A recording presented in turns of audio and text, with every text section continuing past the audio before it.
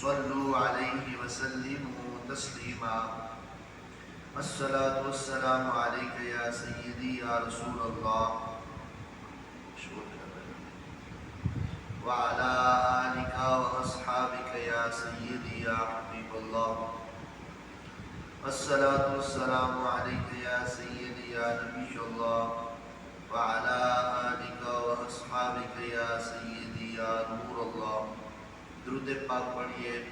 الصلاة والسلام عليك يا سيدي يا رحمة للعالمين وعلى آلك وأصحابك يا سيدي يا خاتم النبيين مولاي صل وسلم دائما ابدا على حبيبك خير الخلق كلهم هو الحبيب الذي ترجى شفاعته بكل هول من الاهوال مقتحم يا رب بالمصطفى بلغ مقاصدنا واغفر لنا ما مضى يا واسع الكرم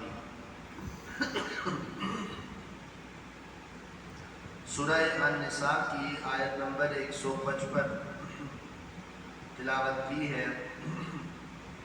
جس میں اللہ خالق کائنات جل جلالہ عم نوالہ نے ارشاد فرمایا کہ وہ اپنے پختہ عہد کو توڑنے کے سبب اور اللہ تعالیٰ کی آیات کا انکار کرنے کے سبب اور انبیاء کرام علیہ السلام کو ناحق قتل کرنے کے سبب اور یہ بات کہنے کے سبب کہ ہمارے دلوں پر پردے ہیں، اللہ تبارک و تعالیٰ نے ان کے کفر کی وجہ سے ان کے دلوں کے اوپر مہریں لگا دی ہیں۔ فلا یؤمنون الا قلیلا، سوائے تھوڑے لوگوں کے ان میں سے اکثر ایمان نہیں لائیں گے۔ اس آیت پاک کی تفسیر کے اندر حضرت سیدنا امام اسماعیل حقی رحمۃ اللہ تعالی علیہ نے اپنی تفسیر روح البیان کے اندر اس حدیث پاک کو ذکر کیا کہ جس پوری حدیث کو آپ احباب کے سامنے پڑھنا چاہتا ہوں۔ حضرت سیدنا عبداللہ ابن عمر رضی اللہ تعالی عنہما سے یہ حدیث روایت ہے، فرماتے ہیں کہ اقبل علینا رسول اللہ صلی اللہ علیہ وسلم، ایک دن سرکار دو عالم صلی اللہ علیہ وآلہ وسلم ہمارے پاس تشریف لائے۔ صحابہ اکرام رضوان اللہ تعالی علیہ اجمعین کا مجمع لگا ہوا تھا، تو حضور سید عالم صلی اللہ علیہ وآلہ وسلم نے آتے ہی ہمیں فرمایا یا معاشر المہاجرین، اے مہاجرین کے گروہ، اے میرے مہاجرین صحابہ، خمس خصال اذا ابتلیتم بہن واعوذ باللہ ان تدرکوہن، کہ اے میرے صحابہ 5 خصلتیں ایسی ہیں کہ تم ان کے اندر مبتلا ہو جاؤ گے، اور جب تم ان میں مبتلا ہو جاؤ گے تو اللہ تعالیٰ تمہیں مختلف تکالیف کے اندر اور مختلف مصائب کے اندر ڈال دے گا۔ ان میں پہلی بات سرکار دو عالم صلی اللہ علیہ وآلہ وسلم نے یہ بیان فرمائی کہ لم تظہر الفاحشۃ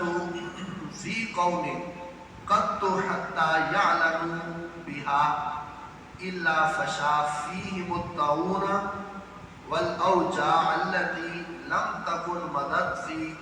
اسلافہم الذی مضوا۔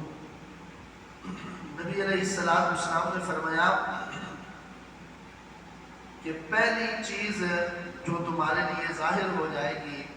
وہ یہ ہے کہ جس قوم کے اندر فحاشی اور عریانی عام ہو جائے اور کھلم کھلا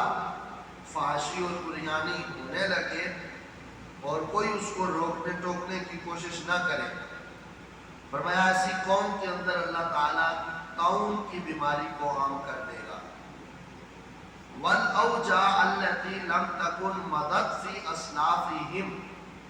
और फरमाया ऐसी ऐसी बीमारियां अल्लाह ताला उस कौम के अंदर डाल देगा कि जिन बीमारियों के कभी नाम भी तुम्हारे बड़ों ने नहीं सुने होंगे। मदद फी अस्लाफिहिम अल्लदी मदौ, जो गुजरने वाले गुजर जाएंगे, लेकिन तुम्हारे बड़ों, उन बड़ों में से, गुजरने वालों में से कभी किसी ने उस बीमारी का नाम भी नहीं सुना होगा कि ऐसी भी कोई बीमारी हो। नबी अलैहिस्सलाम ने फरमाया ऐसी बीमारियां, ताउन जैसी बीमारियां और ऐसी मुहलक बीमारियों के अंदर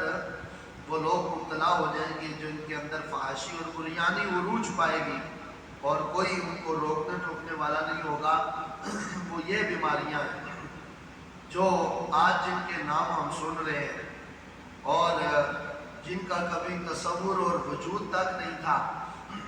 आज वो हर एक के जो है वो जुबान पर ज़द आम हुई है। तो जिस कौम के अंदर फहाशी और बुरियानी जो बढ़ती जाएगी, अल्लाह ताला ऐसी ऐसी मुहलक बीमारियों के अंदर उस कौम को मुब्तला करता जाएगा कि जिनका कभी तसव्वुर और ख्याल भी नहीं था। दूध पीते बच्चे को शुगर की बीमारी का लग जाना, हेपेटाइटिस और जनाब कोरोना जैसी बीमारियां और इस तरह मुहलक बीमारियां जिनका कभी तसव्वुर भी नहीं था, उनके इन बीमारियों के उरूज पाने का सबब जो है वो सिर्फ और सिर्फ यही है कि फहाशी और बुरियानी आम हो गई। और दूसरी बात, सरकार दो आलम सल्लल्लाहु अलैहि वसल्लम ने फरमाया वलम यनकुसुल कैला वल मीज़ाना इल्ला अखज़ू बिस्सिनीना व शिद्दतल मुअव्वलति व जौरि सुल्तान। फरमाया जिस कौम के अंदर नाप तोल के अंदर कमी आ जाएगी, अल्लाह तबारक व तआला उन्हें मुख्तलिफ परेशानियों और मुख्तलिफ मसाइब के अंदर डाल देगा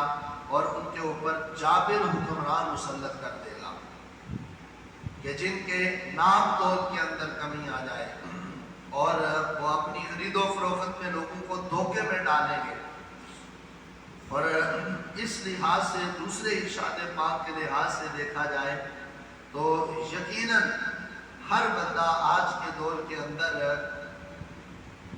खरीदने वाले को दिखाता और बताता कुछ और है और देता कुछ और है।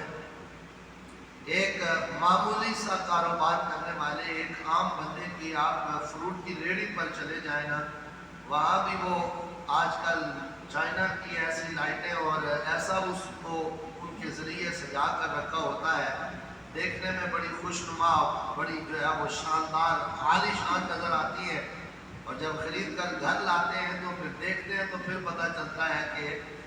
कितना बड़ा फ़र्क है। दिखाना और देना और, कहना और देना कुछ और। ये नाप तोल के अंदर कमी है। और फिर तोल के अंदर भी ऐसे ऐसे जो है वो हरबे और ऐसे ऐसे हथकंडे किए जाते हैं कि बज़ाहिर आंखों के सामने जो है वो सौदा पूरा तोला जा रहा होता है, लेकिन बाद में पता चलता है कि इसमें कितना बड़ा हाथ हो गया। नबी पाक अलैहिस्सलाम ने फरमाया मुख्तलिफ परेशानियों का सामना और जाबिर और जालिम हुक्मरानों के मुसल्लत होने का सबब ये होगा कि जिस कौम के अंदर नाप तोल में कमी हो जाएगी वो इन चीज़ों का शिकार हो जाएगी। और तीसरी चीज़ सरकार दो आलम सल्लल्लाहु अलैहि वसल्लम ने फरमाया वलम यमनउ ज़कात अम्वालिहिम इल्ला मनउल क़त्र मिनस समाई वलौलल बहाइम लम युक़रू। नबी अलैहिस्सलाम ने फरमाया जो कौम ज़कात अदा करने से अपने माल को रोक लेगी और जो लोग अपने मालों को बचा बचा कर रखेंगे और ज़कात अदा नहीं करेंगे, अल्लाह ताला उन्हें आसमान से बारिश से महरूम कर देगा। और फरमाया जब कभी बारिश होगी तो वलौलल बहाइम लम युक़रू, वो सिर्फ और सिर्फ ज़मीन पर चलने फिरने वाले जो बहाइम हैं, जो चौपाए हैं, जो जानवर हैं, इनकी वजह से अल्लाह ताला ज़मीन पर बारिश नाज़िल करेगा, वरना लोगों के आमाल ऐसे नहीं होंगे कि इनके ऊपर अल्लाह ताला की रहमत की बरसात हो। یہ بھی اللہ تبارک و تعالیٰ کی مخلوق کا یہ صدقہ ہے کہ جو ہمیں بارشوں سے نوازا جاتا ہے. اور نبی علیہ السلام نے فرمایا اگر یہ چوپائے نہ ہوں تو لم یمطروا، کبھی یہ بارش کا قطرہ بھی نہ دیکھیں. یہ تو اللہ تبارک و تعالیٰ اپنی اس مخلوق پر رحم کرتے ہوئے بارش کا نزول کرتا ہے. آج جو ہے وہ 50% لوگ مالدار لوگوں میں وہ لوگ ہیں کہ جو اپنے زکوٰۃ کے مال کو نکالنا جو ہے وہ اپنے لیے خسارہ سمجھتے ہیں کہ مال اگر زکوٰۃ دے دی تو پتہ نہیں کتنا بڑا خسارہ ہو جائے گا، کتنا بڑا نقصان ہو جائے گا، لہذا زکوٰۃ ہی نہیں دو. لیکن وہ مال بچتا نہیں ہے، اس کے اندر برکت رہتی نہیں ہے، وہ کسی نہ کسی طریقے سے اللہ تبارک و تعالیٰ کی طرف سے کوئی عذاب کی شکل میں اور کوئی مصیبت کی صورت کے اندر، کوئی قحط سالی کی صورت کے اندر مال نکل جاتا ہے. اگر وہ نہیں نکالتا تو پھر اللہ فرماتا ہے میں خود نکالتا ہوں، پھر میں تمہیں بتاتا ہوں کہ اللہ کی پکڑ کیسے آتی ہے. تو جو قومیں زکوٰۃ دینے سے انکار کر دیتی ہیں یا اپنے مالوں کو بچاتی ہیں وہ اللہ تعالیٰ کی رحمت کی بارش سے محروم ہو جاتی ہیں. اور چوتھی چیز نبی پاک علیہ السلام نے فرمایا وَلَمْ يَنْقُضُوا عَهْدَ اللَّهِ وَعَهْدَ رَسُولِهِ إِلَّا سَلَّطَ اللَّهُ عَلَيْهِمْ عَدُوًّا مِّنْ غَيْرِهِمْ فَأَخَذَ بَعْضَ مَا فِي أَيْدِيهِمْ. اور فرمایا جس قوم کے اندر یہ بات عام ہو جائے کہ وہ اللہ تبارک و تعالیٰ کی ذات کے ساتھ کیا ہوا اور اللہ کے رسول صلی اللہ علیہ وسلم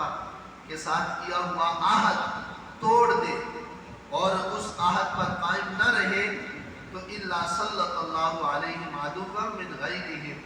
تو اللہ تبارک و تعالیٰ ان کے اوپر دشمن کو مسلط کر دیتا ہے، دشمن ان کے اوپر مسلط ہو جاتا ہے. اور من غیرہم وہ بھی باہر کے دشمن ان کے اوپر مسلط ہو جاتے ہیں، یہاں تک کہ وہ ان کے ہاتھوں میں جو ان کی قوت اور جو طاقت ہوتی ہے وہ دشمن ان کے ہاتھوں سے وہ قوت اور وہ طاقت جو ہے وہ سلب کر لیتے ہیں. فَأَخَذَ بَعْضَ مَا فِي أَيْدِيهِمْ، ہوتے ہوئے قوت اور طاقت کے ہوتے ہوئے مغلوب ہو جانا اور دشمن سے مرعوب ہو جانا یہ اس بات کی دلیل ہے کہ اللہ اور اللہ کے رسول کے عہد کو توڑ دیا گیا. تو یقیناً اللہ تبارک و تعالیٰ نے ایک عہد انسانوں سے لیا تھا، اہل ایمان سے لیا تھا، اور وہ جو اللہ تبارک و تعالیٰ کی طرف سے عہد کا بوجھ تھا وہ اللہ تعالیٰ نے پہلے آسمانوں پہ ڈالا، زمینوں پہ ڈالا. اِنَّا عَرَضْنَا الْأَمَانَةَ عَلَى السَّمَاوَاتِ وَالْأَرْضِ وَالْجِبَالِ فَأَبَيْنَ أَن يَحْمِلْنَهَا وَأَشْفَقْنَ مِنْهَا وَحَمَلَهَا الْإِنسَانُ. اللہ تعالیٰ فرماتا ہے یہ امانت کا بوجھ اور یہ عہد اور پیمان کا جو بوجھ تھا یہ ہم نے پہاڑوں پہ ڈالا، ہم نے زمینوں پہ ڈالا، اور ہم نے جو ہے وہ عرضنا الامانۃ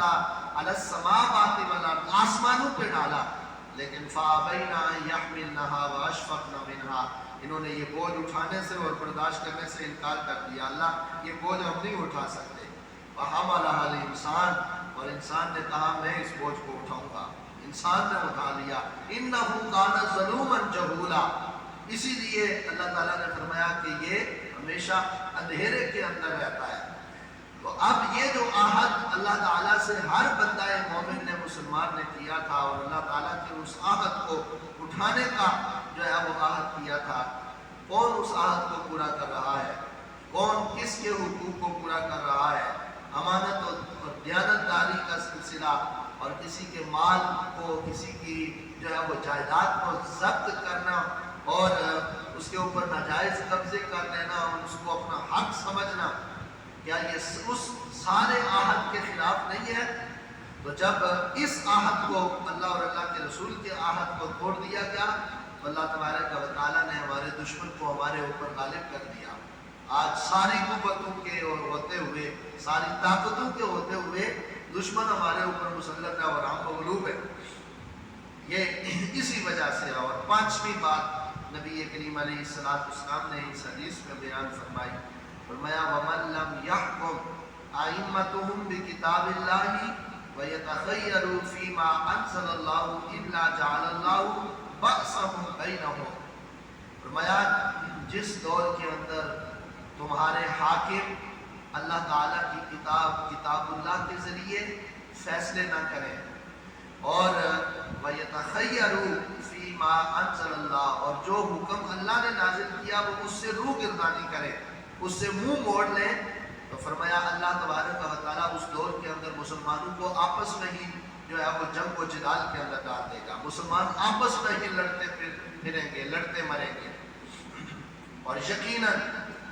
آج اللہ تبارک و تعالیٰ کی مخلوق کے اندر ایسا ہی ہو رہا ہے کہ جو اسلام کے داعی ہیں اور جو دعویٰ اسلام کرنے والے ہیں وہ صرف نام کے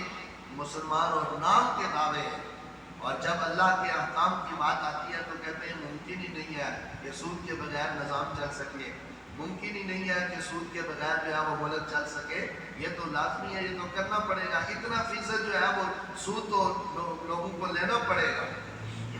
تو اللہ تبارک و تعالیٰ فرماتا ہے پھر ہم یہ کرتے ہیں کہ جو قوم اللہ تبارک و تعالیٰ کے نازل کردہ قرآن اور احکام کے مطابق اپنے فیصلوں کو نہ بنائے،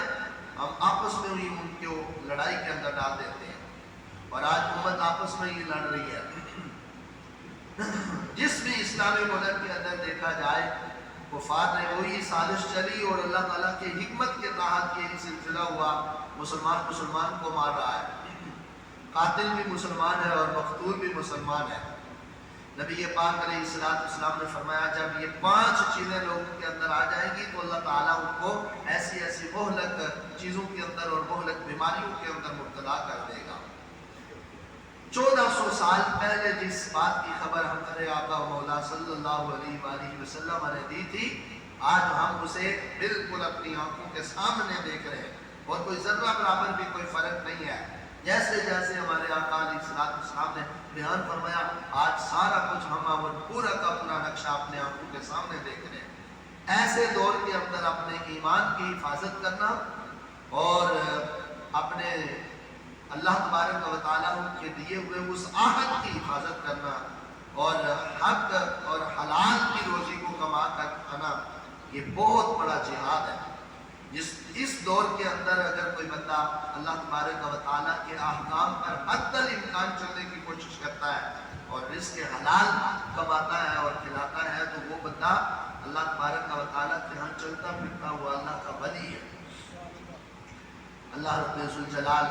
ہمیں رسول کریم علیہ السلام کے ان ارشادات عالیہ کو سمجھنے کی توفیق عطا فرمائے، اور ان سے غور و فکر کر کے ہمیں اپنی زندگی کے اندر اپنے اعمال کی اصلاح کرنے کی اللہ تعالیٰ ہمیں توفیق نصیب فرمائے۔ آخر دعوانا الحمدللہ، الصلاۃ والسلام علیک یا سیدی یا رسول اللہ وعلی آلک واصحابک یا سیدی یا حبیب اللہ، الصلاۃ والسلام علیک یا سیدی یا نبی اللہ وعلی آلک واصحابک یا سیدی یا نور اللہ، الصلاۃ والسلام علیک یا سیدی یا رحمۃ للعالمین وعلی آلک واصحابک یا سیدی یا خاتم النبیین، الصلاۃ والسلام علیک یا سیدی یا محبوب رب العالمین وعلی آلک واصحابک یا سیدی یا شفیع المذنبین۔ بسم اللہ الرحمن الرحیم، الحمدللہ رب العالمین والعاقبۃ للمتقین، والصلاۃ والسلام علی سید الانبیاء والمرسلین وعلی آلہ واصحابہ اجمعین۔ اللہم انت السلام ومنک السلام، تبارک ربنا وتعالیت وتعظمت وتکرمت یا ذا الجلال والاکرام۔ اللہم انا نسألک ایمانا مستقیما وفضلا دائما ونزلا رحمتا وعقلا کاملا وعلما نافعا وقلبا منورا وتوفیقا احسانا وصبرا جمیلا واجرا عظیما ولسانا ذاکرا وبدنا صابرا ورزقا واسعا وسعیا مشکورا وذنبا مغفورا وعملا مقبولا ودعاء مستجابا ولقاء الله نصيبا وجنة فردوسا ونعيما مقيما اللهم إنا نعوذ بك من الهم والحزن ونعوذ بك من العجز والكسل ونعوذ بك من البخل والجبن ونعوذ بك من غلبة الدين وقهر الرجال ونعوذ بك من غلبة الدين وقهر الرجال اللهم إنا نعوذ بك من غلبة الدين وقهر الرجال اللهم إنا نجعلك في نحورهم ونعوذ بك من شرورهم اللهم إنا نجعلك في نحورهم ونعوذ بك من شرورهم اللهم إنا نجعلك في نحورهم ونعوذ بك من شرورهم ونفوض أمورنا إلى الله إن الله بصير بالعباد صلى الله تعالى على حبيبه سيدنا ومولانا محمد وآله وأصحابه أجمعين برحمتك يا أرحم الراحمين.